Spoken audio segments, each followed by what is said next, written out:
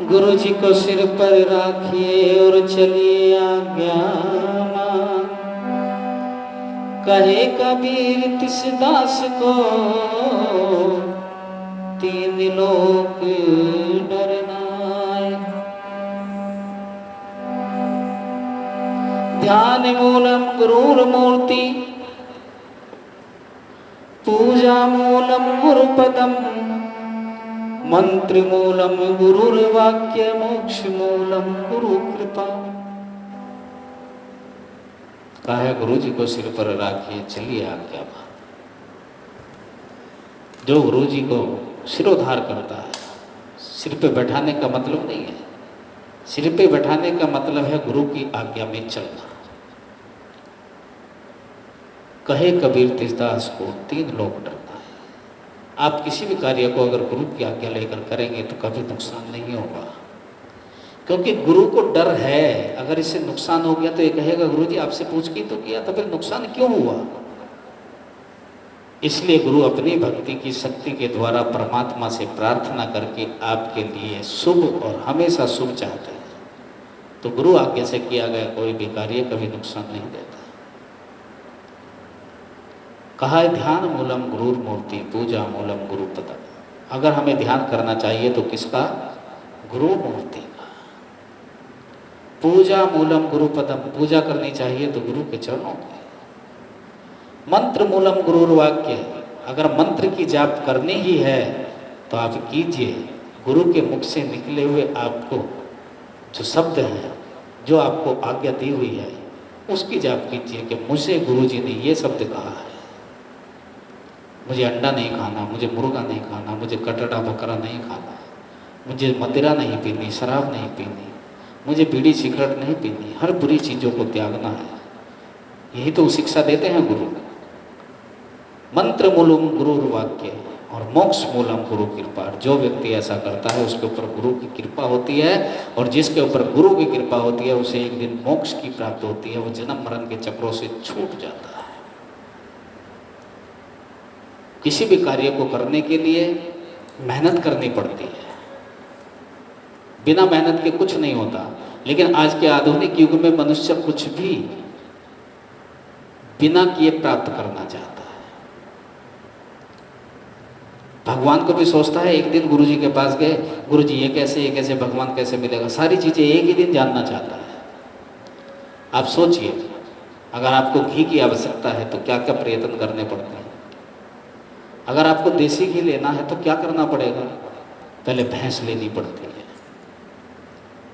भैंस लेने के बाद उसे चारा खिलाना पड़ता है, चारा खिलाने के बाद फिर उसका दूध निकालना पड़ता है, दूध निकालने के बाद फिर उसे गर्म करना पड़ता है, गर्म हो गया, गर्म होने के बाद फिर उसमें जामुन लगाना पड़ेगा, जामुन भी लग गया, जब दही जम जाएगी तब फिर उसे मथना भी पड़ेगा, मथने के बाद उसमें मक्खन निकलेगा, फिर उस मक्खन को किसी बर्तन में गर्म किया जाएगा और तब कहीं जाके हमें घी की प्राप्ति होती है। कितने यत्न करने पड़ते हैं घी को पाने के लिए, तो भगवान को पाने के लिए यत्न नहीं करना पड़ेगा। या बिना यत्न के भगवान ऐसे मिल जाएंगे, रोड पे घूम रहे हैं कि तुम्हें मिल जाएंगे। एक घी को पाने के लिए इतने प्रयास करने पड़ते हैं, तो एक भगवान को पाने के लिए कितने प्रयास करने पड़ेंगे। लेकिन करता है कोई? नहीं करता। एक दफा की बात, श्री परमहंस अद्वैतानंद जी महाराज, हमारे श्री दादा गुरु महाराज काशी जी में विराजमान थे। एक व्यक्ति उनके पास आया, दंडवत प्रणाम किया, गुरुजी से कहने लगा, गुरुजी एक अभिलाषा लेके आपके पास आया हूँ, सुना कि संतों के पास भगवान होते हैं, आप मुझे भी भगवान के दर्शन करा दो। दादा गुरु परमहंस महाराज जी ने उससे कहा, बेटे कुछ दिन आश्रम में रहो, सेवा करो, वक्त आएगा हम आपको नाम की दीक्षा देंगे, नाम लेने के बाद आप खूब सुमरन करना, और आप जितना ज़्यादा सुमरन करेंगे आपको भगवान के दर्शन हो जाएगा। वह व्यक्ति कहने लगा, इतना टाइम कहाँ है हमारे पास, हमारा तो बिजनेस इतना बड़ा है, हमें हमें तो अभी करा दो हैंड टू हैंड, बस रुपए चाहे 100 की जगह 1000 लग जाए, कोई दिक्कत नहीं। गुरुजी कहने लगे ऐसे नहीं होता। वो जिद करने लगा, नहीं मुझे तो दर्शन आज ही करने हैं, अभी करने हैं। गुरुजी समझ गए कि ये हट्टी व्यक्ति है। कहा कि ठीक है, अगर तुझे आज ही दर्शन करने हैं तो चल फिर गंगा जी के घाट पे चल, पहले स्नान करना, फिर तुझे दर्शन कराऊंगा। दादा गुरु महाराज जी उस व्यक्ति को गंगा जी के घाट पर ले गए, काशी जी में। जैसे उस व्यक्ति ने कपड़े निकालकर गंगा जी में गया और गंगा जी में उसने डुबकी लगाई, तो दादा गुरु महाराज उसके सिर पर बैठ गए, कंधे पर चढ़ गए और उसको नीचे ही दबा लिया पानी के अंदर। वो छटपटाने लगा। ये सत्य घटना बता रहा हूं, हमारे शास्त्रों में लिखी हुई है। हमारे संत महापुरुष हैं नंगली दरबार में, आज भी हैं, बहुत उच्च कोटि के संत हैं, संत अवैध योगानंद जी। उनके ग्रंथ में वर्णित है ये, हमारे दरबार की शान है। अवैध योगानंद जी महाराज, उन्हीं के कलम से लिखी हुई है। मैं आपको जो घटना सुना रहा हूं और ये सत्य घटना है, असत्य नहीं है।